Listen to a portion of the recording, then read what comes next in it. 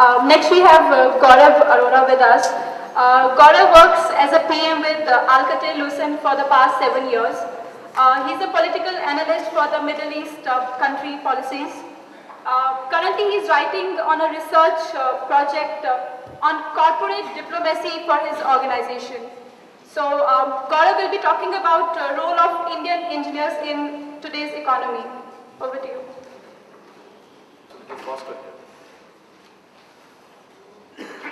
Dear friends, today while I stand here, I feel honored. I feel excited. I feel hopeful. We meet at a time when our countrymen in abroad countries like Australia, Canada, UK, they're feeling the heat of discrimination, racism, segregation, whatever you may say. The time is not appearing to be good for the countrymen. I remember the era in the 90s when our economy is not to be spoken about. The World Bank told us,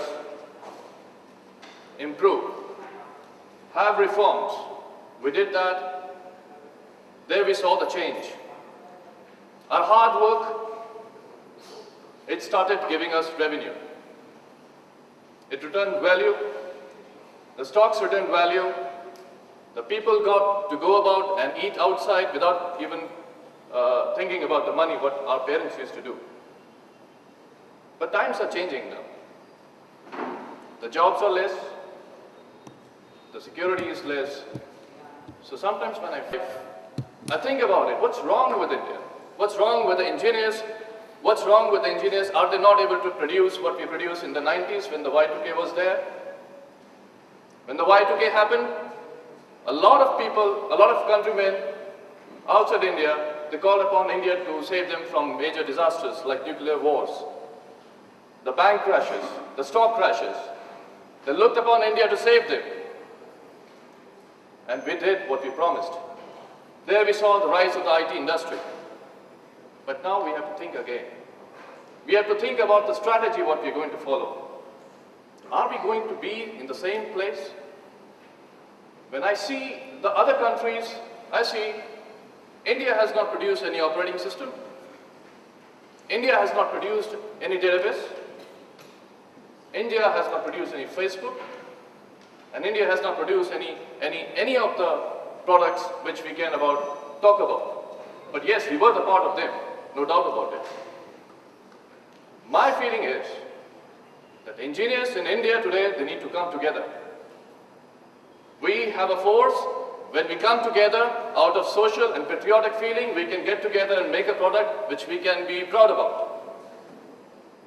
Let the kids of tomorrow know that we were there to build this nation. It is difficult. Yes, it is. To come together on a large scale, it's very difficult. But I believe ThoughtWorks is in the right direction. There may be other companies which can come together. Give one product to the country and say that, yes, we made it. It is a difficult journey. No doubt about it.